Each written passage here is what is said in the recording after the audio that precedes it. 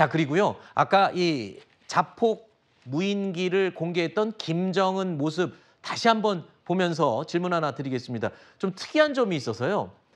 현장 지도하는 모습을 북한이 공개를 했는데 빵모자를 썼어요. 근데 저 빵모자를 쓴 모습이 글쎄요. 김정은 나이에는 좀 어울리지 않게 좀 노티나는 어떻게 보면 할아버지스러운 모습인데 이게 과연 할아버지를 또 따라하는 게 아니냐, 김일성을 따라하는 게 아니냐 이런 해석이 나오더군요.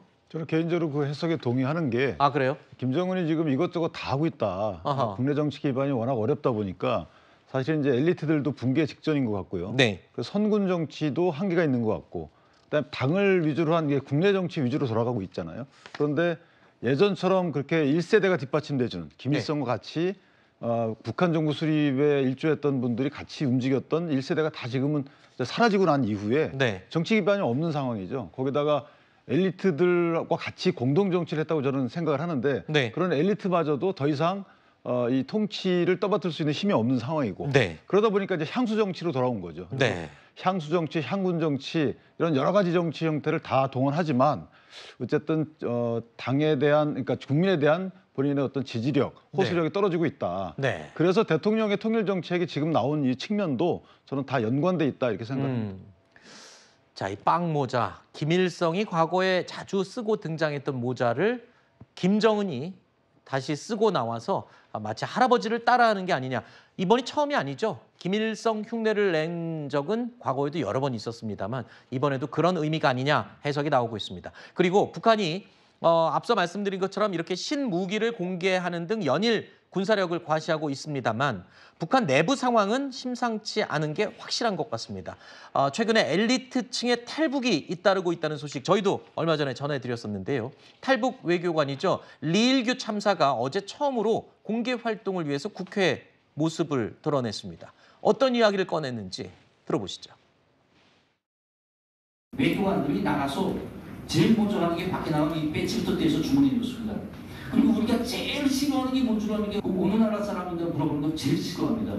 그런데 할 수 없이 국적을 밝혀야 될 때가 있습니다. 그래서 where from 하게 되면 뭐 코리아라고 말하면서도 야 저기 이제 뒷말이 뭐가 들어오고 있구나 알죠? 노스냐 사우스냐. 그때 정말 노스라고 말하는 게 얼마나 치욕스러운지 모릅니다. 저 말이 많은 걸 의미하는 것 같습니다. 외국인들이 북한 외교관한테 남한이에요, 북한이에요 할 때 북한이라고 하는 게 치욕스러웠다고 얘기를 하네요. 그러니까 그 정도로 이제 나라를 사실 대표해서 나가는 게 외교관인데 그 정도로 좀 이제 국가를 부끄러워했다라는 거에는 굉장히 많은 함의가 담겨 있는 것 같아요.